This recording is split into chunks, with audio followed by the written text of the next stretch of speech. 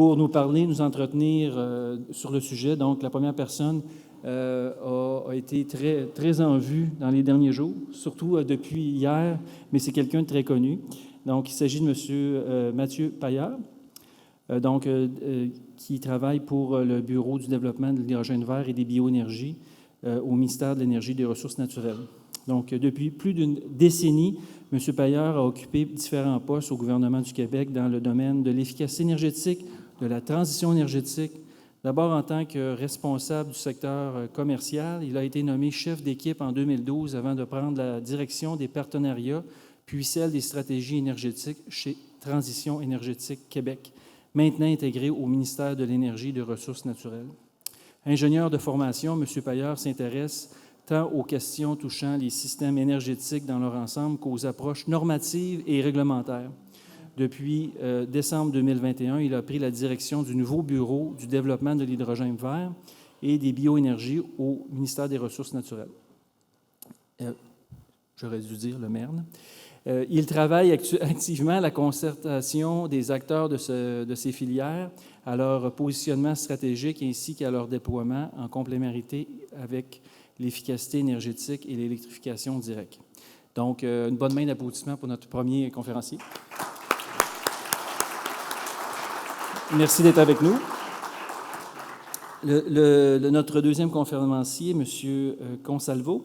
Donc, M. Consalvo a été nommé en octobre 2021 directeur principal énergie et électrification des transports chez Investissement Québec, après avoir débuté sa carrière comme ingénieur d'études puis directeur de projet au sein du groupe Arriva. Il y évolue pendant plus de 20 ans, assumant des fonctions reliées à la planification stratégique, à l'optimisation de la performance opérationnelle et au développement des affaires. Fabrice œuvre depuis pendant 6 ans à gérer le portefeuille d'activités d'un vaste programme d'amélioration de la performance du groupe, supervisant notamment la réalisation de grands projets clients et des projets d'investissement majeurs. Il s'installe en 2013 au Canada, où il participe activement au développement international des filiales canadiennes du groupe. Donc, merci beaucoup d'être avec nous, M. Consalvo.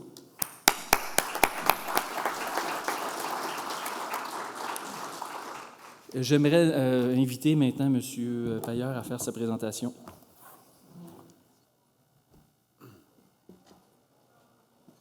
Merci beaucoup. Donc, bonjour. C'est un grand plaisir pour moi d'être parmi vous aujourd'hui en cette dernière journée de colloque. Donc, évidemment, vous comprenez que la présentation que je vais faire fait suite à l'annonce qui a été faite hier par le ministre Julien et son collègue, M. Charette.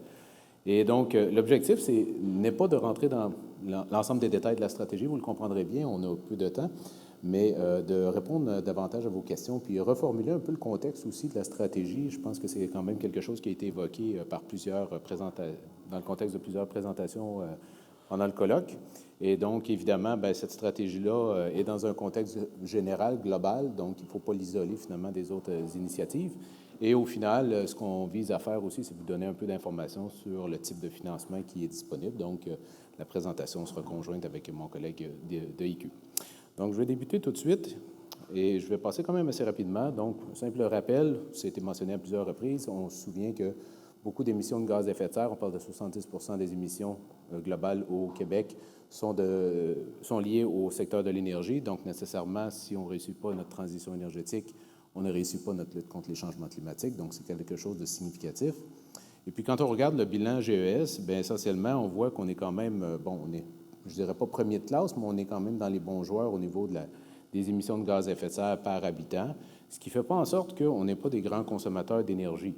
Au contraire, on est quand même des très bons consommateurs énergétiques si on ramène toujours sur le prorata, puis évidemment, il faut garder certains bémols par rapport à ce type de comparaison rapide-là. Si on ne peut pas se comparer directement à l'Allemagne, par exemple, en disant on consomme 2 fois plus au Québec. Il y a tout un tissu industriel, il y a le transport, etc. Donc, mais je me permets simplement de soulever le point fatidique qui dit je suggère qu'il y a probablement un petit peu de place pour l'amélioration au niveau de la consommation énergétique au Québec. Je poursuis donc pour vous brosser un peu le portrait. En fait, c'est l'ensemble de l'information. Vous pouvez la trouver dans l'État de l'énergie qui a été publié par la chaire des HEC. La consommation énergétique au Québec, c'est 3 grands secteurs, essentiellement, le secteur des bâtiments, le secteur du transport et le secteur de l'industrie. Évidemment, le portfolio énergétique de chacun des secteurs est différent, puis le plus gros problème qu'on a avec les produits pétroliers, c'est le secteur du transport, qui est un enjeu majeur à régler si on veut réussir à atteindre nos objectifs. Quand on regarde le bilan, justement, de la consommation énergétique au Québec, on voit qu'on a quand même plus de la moitié de la consommation qui est encore liée à des énergies fossiles. Puis, bien évidemment, ça fait en sorte qu'on a une balance commerciale qui est négative.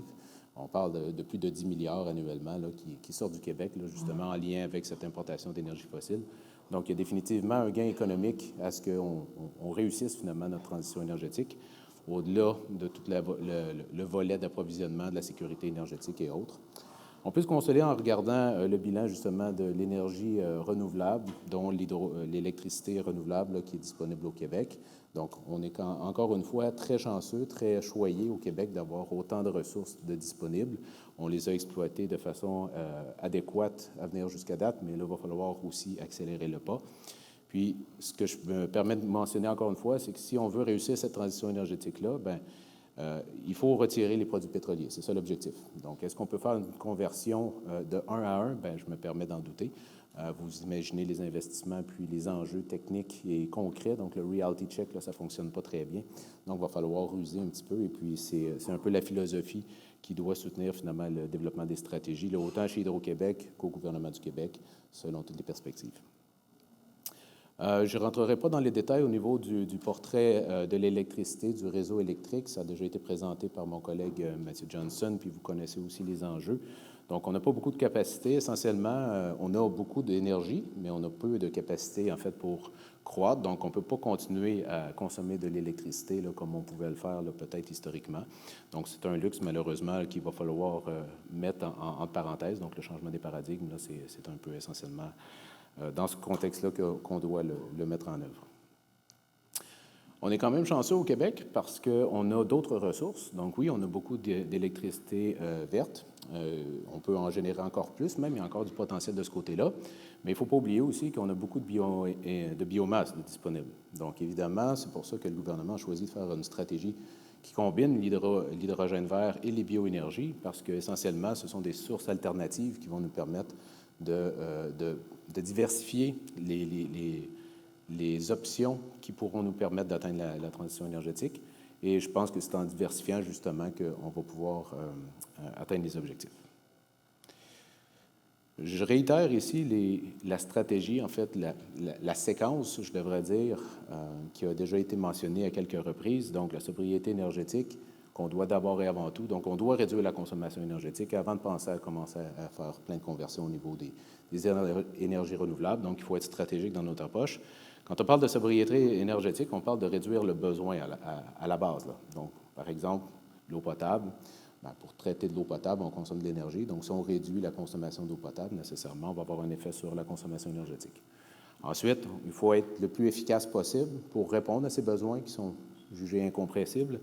Donc, on va utiliser les meilleures technologies, les meilleurs équipements pour s'assurer qu'on consomme le moins d'énergie possible. Puis, finalement, une fois qu'on aura tout fait ça, bien, oui, on fera des conversions, d'abord et avant tout vers l'électrification directe, parce que c'est plus performant tout simplement, mais parce qu'il y a des considérations techniques et économiques, bien, ça va nous prendre des alternatives. Puis, étant donné qu'on souhaite atteindre des objectifs qui sont à court terme, 2030 étant demain, il va falloir multiplier, dans le fond, les stratégies. Donc, ce n'est pas en capitalisant uniquement sur une stratégie ou une technologie. Au contraire, on va vouloir avoir de la diversité le plus possible pour éviter justement les étranglements dans les chaînes d'approvisionnement, des choses comme ça. Donc, il faut prendre tout ça en compte, sans évidemment oublier l'importance d'avoir de la diversité au niveau de l'accès à l'énergie. On l'a vécu en fin de semaine avec les problématiques. Donc, évidemment, un réseau électrique, c'est parfait, mais ça amène certains risques au niveau des approvisionnements, notamment en région. Donc, nous voici donc avec la stratégie sur l'hydrogène vert et les bioénergies. Je vais rentrer un peu plus dans le contexte, juste pour faire le lien aussi peut-être, parce que j'ai eu quelques questions là-dessus, entre le plan pour une économie verte et la stratégie. Donc, dans les deux cas, c'est des stratégies gouvernementales, donc avec les grandes orientations, les grandes cibles que le gouvernement souhaite à chercher.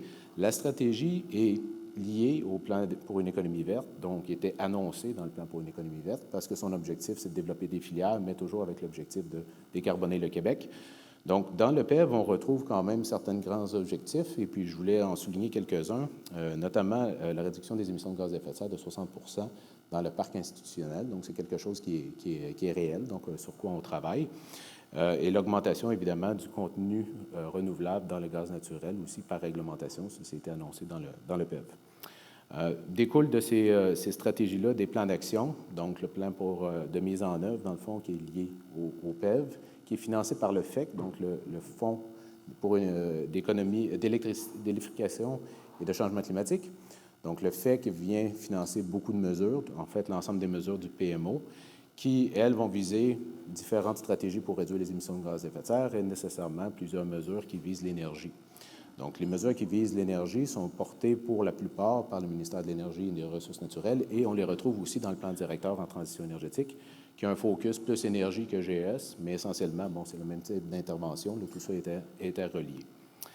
D'ailleurs, en lien avec la stratégie, prochainement, le plan directeur en transition, innovation et efficacité énergétique sera mis à jour, sera rendu public. Et dans ce plan-là, il y aura la feuille de route un peu plus ventilée, détaillée, finalement, des différentes mesures qui sont constituées, qui vont constituer, dans le fond, le plan de match pour les 5 premières années de la stratégie.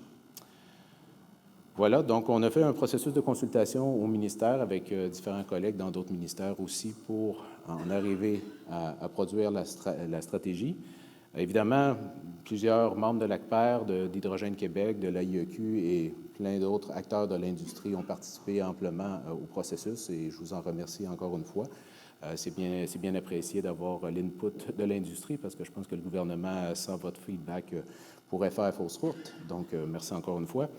Et en ressort, on a ressorti quand même certains éléments qui ont déjà été mentionnés à quelques reprises, donc quelques grands constats que je me permets de soulever encore une fois pour peut-être faire un petit résumé, peut-être des différentes présentations qui ont été faites jusqu'à aujourd'hui. Donc, la disponibilité des énergies ou des ressources, dans le fond, bien, c'est pas infini. Oui, on en a beaucoup, oui, on a une diversité, oui, on est chanceux, mais encore une fois, il va falloir faire des choix, il va falloir être stratégique dans le type de projet qu'on va vouloir mettre de l'avant si on veut atteindre les objectifs.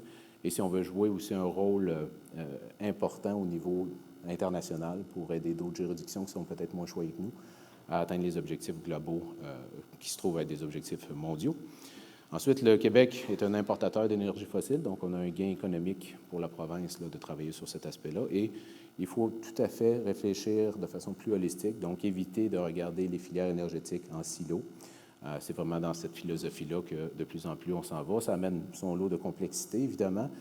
C'est beaucoup plus facile de regarder les choses de façon indépendante, mais maintenant, il y a des interactions entre tout ça, puis il faut réussir à prendre tout ça en compte et choisir le meilleur usage des énergies au meilleur endroit. On a quelques possibilités qui en ressortent, donc une variété des solutions, des technologies, des options énergétiques, etc. Encore une fois, il faut capitaliser sur les forces et les faiblesses de chacune des forces, je dirais, sur lesquelles on va capitaliser, des différentes filières énergétiques. Québec peut s'enrichir définitivement en travaillant là-dessus. Puis, ça se trouve être un objectif collaboratif. Donc, essentiellement, c'est un effet mobilisateur qu'on veut avoir. Puis, on veut mettre tout le monde à contribution. C'est l'objectif. On veut pouvoir regarder ces problématiques-là avec une vision, différentes perspectives, etc. C'est vraiment comme ça, je pense, qu'il faut travailler. Mathieu Johnson le mentionnait, on est très heureux, même Hydro-Québec là, implique de plus en plus l'industrie, dans le fond, dans la réflexion. Puis, je pense que c'est une très bonne chose. Voilà. Donc, je rentre un peu plus dans le contenu de la stratégie. Excusez le préambule qui est un peu long.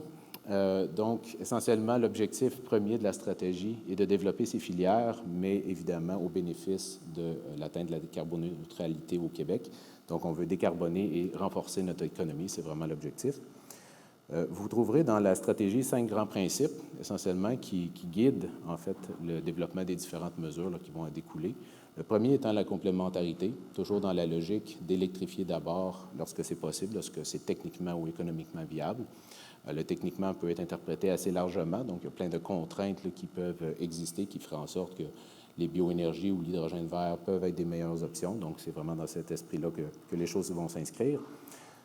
Tout ce qui est développement durable, donc et l'implication des communautés locales.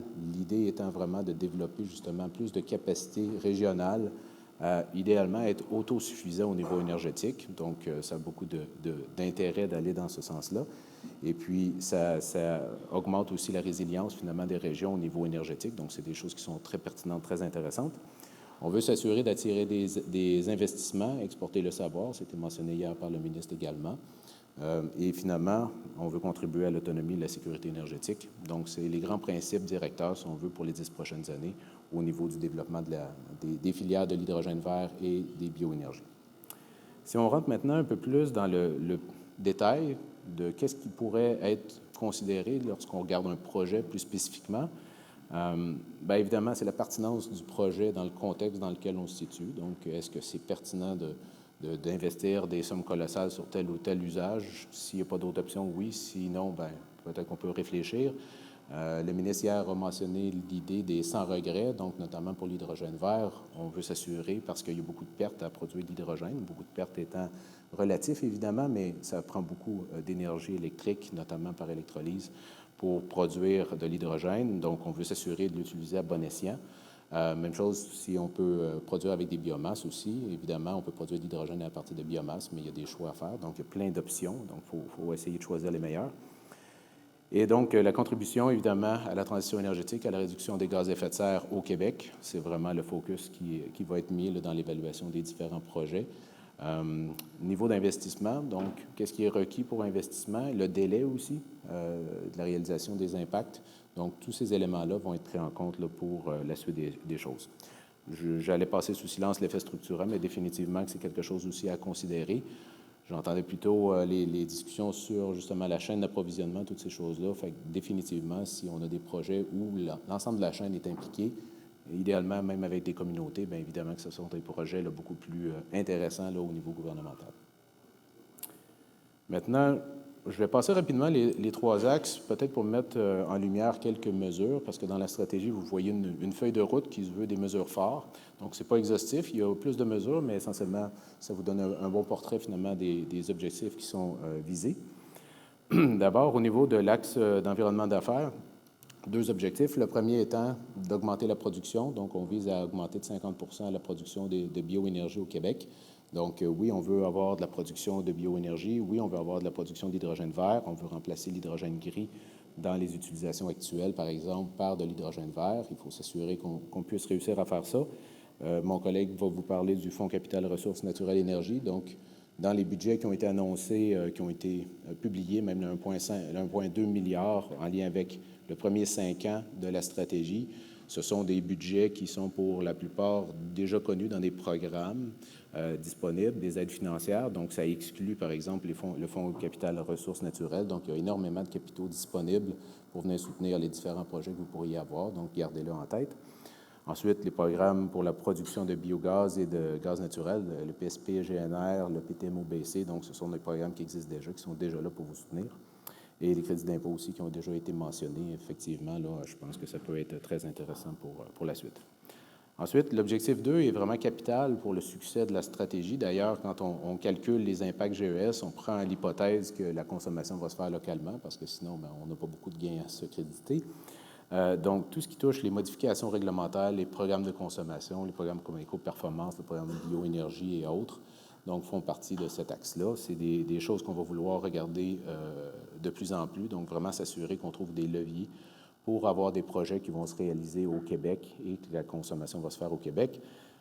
Monsieur le ministre parlait hier de l'OPEX, donc les frais d'opération. Donc, effectivement, c'est un enjeu qui est significatif au niveau de la consommation locale. Donc, on va définitivement travailler là-dessus. On le fait déjà, mais on va sortir des choses plus concrètes là-dessus. Le budget qui a été mentionné hier par le ministre, 100 millions sur 5 ans, vous comprenez que ce n'est pas beaucoup. En matière d'OPEX, on a besoin de beaucoup plus. Donc, il va falloir être stratégique puis voir comment on peut créer une structure plutôt qu'un programme d'aide financière pour venir compenser finalement les surcoûts. Donc, il va falloir avoir une approche un peu plus stratégique pour éviter d'entrer dans un gouffre sans fond là, qui artificiellement là, viendrait créer des filières qui éventuellement pourraient mourir si le gouvernement se retire. Donc, c'est un peu l'intention de créer de la structure plutôt que juste des effets temporaires. Un petit visuel ici pour le contenu minimal au sein du pour le gaz de source renouvelable et pour l'essence et le carburant diesel. Donc, il y a déjà de la réglementation, ça existe déjà. Évidemment, il y a des objectifs d'augmenter finalement la quantité de produits renouvelables qui sont injectés. Et évidemment, vous êtes bien au fait là, de ces différentes réglementations-là, donc je ne rentrerai pas dans plus de détails. Je poursuis déjà sur le morceau de la connaissance. Tout au long du colloque, puis moi-même dans ma présentation, je vous mentionnais, il faut voir la bonne énergie à la bonne place. Bien, nécessairement, il y a beaucoup de travaux à faire avant d'identifier quels sont les meilleurs ordres de mérite, dans quelles circonstances, quel type d'usage on devrait faire avec, par exemple, l'hydrogène vert, où est-ce qu'on devrait utiliser l'électron directement, où est-ce qu'on va utiliser la bioénergie plutôt. Il va y avoir des situations où plusieurs options sont possibles, laquelle on choisit, laquelle on privilégie. Donc, il y a beaucoup de travaux à faire en lien avec ça. Hydro-Québec travaille là-dessus, nous travaillons là-dessus, le ministère de l'Environnement, le ministère des Finances aussi travaille sur ce type de questions-là, mais c'est un rythme qui doit s'accélérer, de faire plus de scénarisation. D'ailleurs, nos collaborations avec les gens de la France, l'ADEME, Pascal, que je salue, et de l'Allemagne aussi, là, visent à justement travailler notamment sur ce genre de questions assez fondamentales. Et donc, c'est un sujet important là, au niveau de la suite des choses pour la stratégie. L'innovation, on a déjà des programmes en innovation, donc ça se poursuit. Il y a des enveloppes dédiées pour des projets en bioénergie, en hydrogène vert. Donc, je poursuis là-dessus. Vous viendrez nous voir si vous avez plus de questions spécifiques là-dessus. Dernier axe, celui de la collaboration de l'information. Effectivement, c'est un axe capital si on veut réussir à atteindre nos objectifs. Il faut réussir à trouver une façon de se mettre dans une posture de clientèle. Donc, qu'est-ce que le client veut? Quelle est la réalité d'une région particulière au niveau énergétique? Comment cette région-là peut trouver des solutions qui vont être propres à elle? Le réseau électrique n'est pas pareil partout. Les bioénergies ne sont pas accessibles partout pareil. Donc, il faut avoir cette approche régionale-là. C'est capital. Donc, ça prend l'engagement de tous. Voilà. Et il y a aussi, évidemment, tout le volet à l'international. Donc, j'allais le passer sous silence, mais bon, tous les travaux qui sont faits par Investissement Québec International et autres, ministère de l'Économie et autres, là, donc tout ce qui est d'aller chercher des investisseurs, des connaissances, des compétences, finalement, qui pourraient être d'intérêt même pour le Québec. Donc, c'est des choses qui existent déjà, mais qu'on va orienter un petit peu plus sur ces filières. Finalement, le dernier objectif, le dernier, mais non le moindre, l'information qu'on doit partager à la clientèle. Donc, ici, vous êtes déjà bien au fait des différents enjeux, mais pour le commun des mortels, qu'est-ce que c'est de l'hydrogène, à quoi ça sert, pourquoi il faudrait qu'on ait ça, des bioénergies, un peu la même chose. Il y a énormément d'éducation à faire sur ces thématiques-là et expliquer pourquoi il va falloir travailler sur ces sujets-là si on veut atteindre nos objectifs. Donc, ça fait partie aussi des objectifs. Même chose avec les clientèles autochtones. Donc, on veut vraiment tisser aussi beaucoup de liens avec ces clientèles-là. Toujours dans la même perspective d'aller voir les clientèles qui sont connaissantes des enjeux de terrain pour amener des solutions finalement qui sont les plus appropriées possibles. Est-ce que je vais accélérer? Un petit mot rapide pour vous parler un petit peu du bureau qui a été mentionné hier. Essentiellement, évidemment, vous comprenez que le bureau n'est pas une nouvelle chose en tant que telle. Donc, c'est pour la plupart des gens qui étaient déjà au sein du ministère, qui ont été regroupés sous une nouvelle appellation et qui ont un mandat spécifique, qui est celui de garder une vision holistique, finalement, de ces filières-là et d'agir, finalement, où il pourrait y avoir des trous. Et essentiellement, c'est sûr qu'on va faire ça en collaboration parce que définitivement, il y a énormément déjà de compétences partout dans le ministère de l'Énergie et des Ressources naturelles. Je pense entre autres à l'équipe de Julie Poulain, l'équipe de Xavier que je vois là-bas, qui sont déjà vos contacts privilégiés, qui ont contribué beaucoup aussi au développement de la stratégie, évidemment. Donc, ce sont des gens qui vont être impliqués directement. Puis, l'idée, c'est pas de refaire le cadre et puis briser, en fait, les relations que vous pourriez déjà avoir avec ces différentes organisations-là. Nous, dans le fond, l'objectif, c'est vraiment de s'assurer que Investissement Québec, le ministère de l'Économie, par exemple, Hydro-Québec, le ministère des Forêts, que tout le monde puisse travailler ensemble, qu'il y ait plus de concertation, qu'on soit facilitant aussi pour les promoteurs pour s'assurer que les projets puissent atterrir. Et essentiellement, deux grands objectifs, si on veut, pour le bureau, outre la mise en œuvre de la feuille sur l'hydrogène, la feuille de route sur l'hydrogène vert et les bioénergies. D'abord, le volet stratégique, donc regarder quelle énergie à quelle place. Donc, ça va faire partie aussi de nos mandats avec les équipes de modélisation qui sont au ministère. Et le morceau d'accompagnement des clientèles. On est une petite équipe, on se veut agile, mais quand même, on va vouloir vous faciliter la vie. Donc, essayer de vous accompagner dans la réalisation de vos projets. Donc, sur ce, je vais passer les quelques minutes qui restent à mon collègue, M. Consalvo. Donc, merci beaucoup.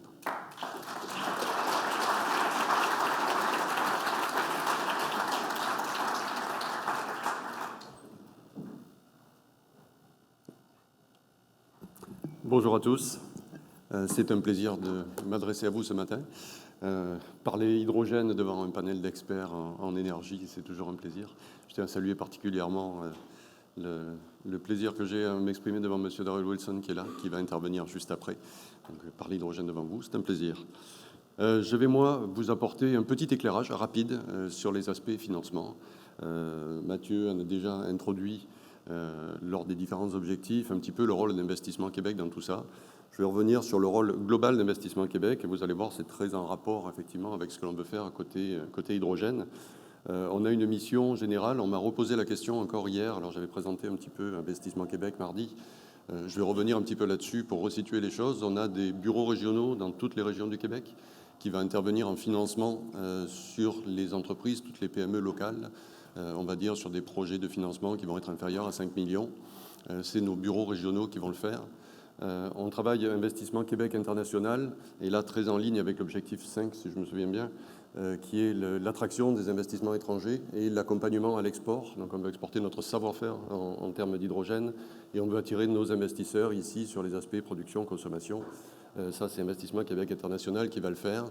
Et ensuite, en centrale, on va dire, les comptes majeurs et l'entité Ressources Québec à laquelle j'appartiens, qui, eux, vont s'occuper de tout ce qui va être les aspects financement des projets. Et donc là, on va regarder retombées économiques locales et on va financer l'ensemble des projets qui sont susceptibles de faire évoluer notre économie, stimuler l'innovation et la croissance. Comment on intervient on intervient, on va dire, un petit peu sur le panel de tous les instruments financiers. Mathieu introduisait tout à l'heure les programmes gouvernementaux de subvention, le 1,2 milliard dont on a parlé. Ça, c'est géré au niveau du ministère. Nous allons intervenir sur tous les modes de financement, équité, quasi-équité, dette. On va trouver le meilleur panaché de tous ces instruments-là, de manière à vous aider, à aider tous les promoteurs à mettre en place leurs projets, à en tirer la meilleure rentabilité et à se développer, que ce soit au Québec ou à l'international. Nous avons également un accompagnement technologique. Vous savez qu'Investissement Québec, au sein d'Investissement Québec, vous avez le CRIC, qui va là accompagner des projets de biométhanisation, par exemple, sur lesquels nous avons des programmes de support aux entreprises qui sont très intéressants et au sens plus large. Et nous intervenons également sur tout ce qui va être les mesures fiscales, crédits d'impôt, pour accompagner les entreprises dans tous ces domaines-là.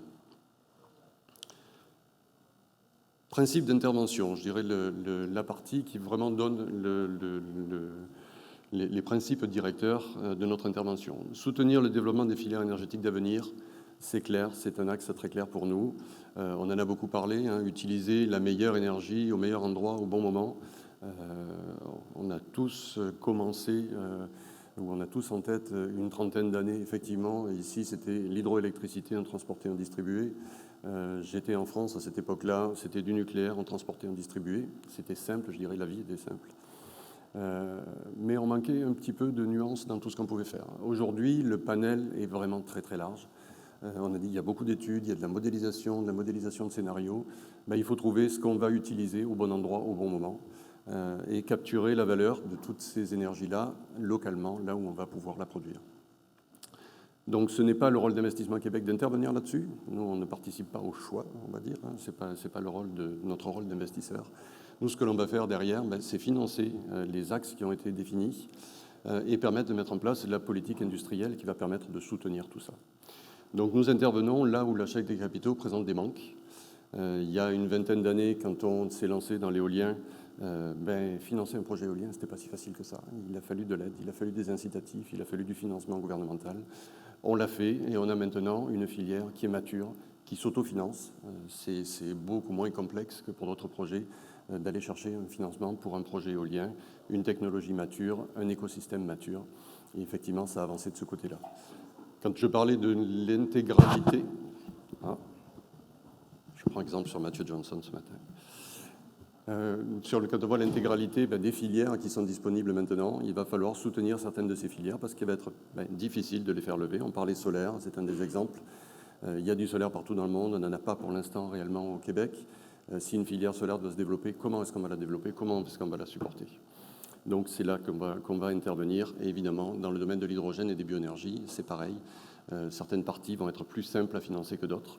Et on sera là pour soutenir de manière à ce que tout ça progresse harmonieusement. Appréhender les projets dans leur globalité. J'en ai parlé un petit peu mardi, quand on a parlé de financement durable. On ne s'intéresse pas qu'au rendement financier. Ce n'est pas le rôle d'Investissement Québec. Bien sûr, on assure un rendement minimal à nos investissements. On travaille avec l'argent du contribuable, donc c'est votre argent que l'on investit à Investissement Québec. Donc on y fait attention. On exige, il y a des exigences légales de rendement, mais ce n'est pas le seul point, parce que quand on va regarder uniquement le rendement financier des projets, on va oblitérer un certain nombre d'autres critères. Critères sur les retombées économiques locales et de nombreux autres critères que l'on va prendre en compte de mettre le plus pertinent possible dans nos choix. Appréhender la filière dans sa globalité, là on va revenir sur les objectifs 1 et 2 qui ont été présentés dans la stratégie. Le 1, c'est la production et distribution de l'hydrogène ou des bioénergies. Le 2, c'est la consommation. Clairement, on a parlé beaucoup, on a vu beaucoup d'articles dans la presse, d'usines de production qui venaient s'installer. On avait une production d'hydrogène, on voulait produire de l'hydrogène, on veut des hubs d'hydrogène, on veut être central dans l'hydrogène, oui. Quand on voit qu'effectivement on s'intéresse à la consommation locale, on se dit qu'il ne faut pas simplement pousser le marché, il faut aussi le tirer. Tirer, c'est favoriser cette consommation locale, la conversion dans l'industrie, le transport. Actuellement, c'est un peu la poule et l'œuf. Acheter une voiture à hydrogène ou un camion à hydrogène dans un endroit où il n'y a pas de station, c'est assez peu tentant pour qui que ce soit. Dans l'industrie, c'est pareil. Donc, on travaille sur ces deux aspects-là, on finance ces deux aspects-là, et c'est vraiment important. Quand on vient voir un investisseur sur un projet, on va dire, si on est très simple, on va regarder, est-ce que vous avez des intrants? Les intrants pour l'hydrogène, pour les bioénergies, ça va être quoi? Ça va être de l'électricité, de l'eau, de la biomasse. Est-ce que vous avez sécurisé vos intrants? Votre technologie, est-ce que la technologie est mature? Bon, les électrolyseurs, il y en a un certain nombre d'installés dans le monde, de la technologie mature. Pyrogazéification de la biomasse, ça devient commercial, ça devient mature. On regarde ça. Et les extrants. Aucun investisseur va vous prêter si vous n'avez pas de contrat ou si vous n'avez pas un plan pour avoir des contrats et pour écouler votre production. Donc on va vraiment insister sur les financements et les investissements de ces deux côtés-là. Dernier point, là aussi, qui est sur la création d'écosystèmes locaux. Un des rôles centraux d'Investissement Québec, c'est quand on travaille avec les entreprises qui viennent nous voir, c'est de leur permettre d'avoir une supply chain québécoise, de manière à avoir le plus de contenu local possible. Donc on va créer des écosystèmes locaux de production, de consommation et de supply chain québécois. Et on encourage ça, on a une direction spécifique à Investissement Québec pour vous accompagner à développer et pour accompagner les investisseurs étrangers qui vont venir, les entreprises étrangères qui viennent à développer une supply chain québécoise spécifique. Je vais passer assez rapidement sur, on va dire, les instruments financiers qu'on utilise. On a cité le Fonds Capital Ressources Naturelles et Énergie, qui est en fait l'ancien fonds mines et hydrocarbures, qui a été rebaptisé et qui a changé d'orientation il y a maintenant un peu plus d'un an, qui est un fonds d'1 milliard de dollars, dont 500 millions sont réservés pour financer la mine et 500 millions pour financer le domaine de l'énergie. Alors c'est un fonds en équité, donc prise de participation dans les entreprises, avec des interventions qui vont de 1 million à 100 millions de dollars. Donc c'est un fonds qui investit sur des gros projets de manière très large. On prend des participations au travers de ce fonds qui sont minoritaires, donc on est accompagné par d'autres fonds et d'autres investisseurs de manière à intervenir. Et c'est un fonds que gère Investissement Québec comme mandataire du gouvernement. C'est un fonds du ministère de l'Économie et de l'Innovation. Et donc nous instruisons les dossiers, nous les soumettons à la validation du ministère de manière à pouvoir prendre des participations dans ces entreprises. Ce n'est pas le seul instrument dont on bénéficie. Nous investissons également sur nos fonds propres, donc les fonds d'Investissement Québec. Là, c'est toute une gamme d'investissements et de financement. Donc nous intervenons là aussi en équité, pendant des participations. Alors il y a un certain nombre de critères qui différencient quand est-ce qu'on va intervenir en fonds propres, quand est-ce qu'on va intervenir au Fonds Capital Ressources Naturelles et Énergie. Je ne vais pas passer sur ces critères aujourd'hui. Et on intervient donc en équité, en dette senior, dette subordonnée, donc tout type d'accompagnement et un panaché de tous ces types-là. De manière là aussi, où vous apportez le meilleur panaché, le meilleur moyen de rentabiliser les projets. On a une certaine flexibilité là-dessus. On va dire, on ne va pas se différencier énormément sur nos taux par rapport à ce qui va être présent par d'autres, ce qui va être proposé par d'autres banques ou par d'autres fonds d'investissement. Par contre, on va dire une plus grande flexibilité. On investit sur du plus long terme.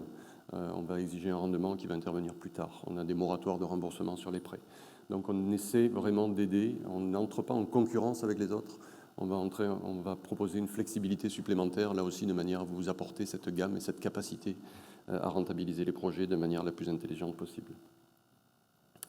Le dernier, c'est le programme Essor qui vient du Fonds de développement économique. Là aussi, c'est un fonds gouvernemental du MEI qui a été remanié très très récemment, le mois dernier pour tout dire, et dont 2 volets sont pertinents pour des projets comme l'hydrogène et bioénergie.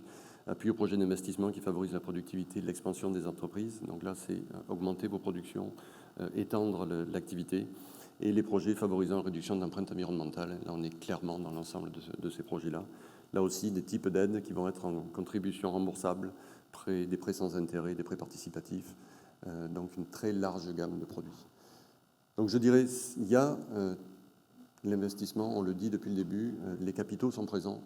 La capacité à investir est présente au gouvernement, dans le privé, on va dire que de ce côté-là, pour tout projet suffisamment dérisqué, bien évidemment, comme tout investisseur, on fait une analyse de risque de nos projets, mais les capitaux sont là. L'alignement est là, ça a été rappelé par le ministre Julien hier, et ma présence avec Mathieu sur cette scène ce matin. L'alignement pour analyser les projets entre le ministère de l'économie, le ministère de l'environnement, le ministère de l'énergie, Investissement Québec, Hydro-Québec est là. On discute quotidiennement, on passe en revue les projets de manière à ce qu'il y ait un alignement complet qui soit au bénéfice du business et au bénéfice des projets que vous proposez. Donc n'hésitez pas à nous contacter, que ce soit Mathieu, moi, au travers de tous ces canaux possibles ou imaginables. Et on vous proposera effectivement, on est là pour discuter avec vous et vous permettre d'avancer sur ces projets-là. Merci bien.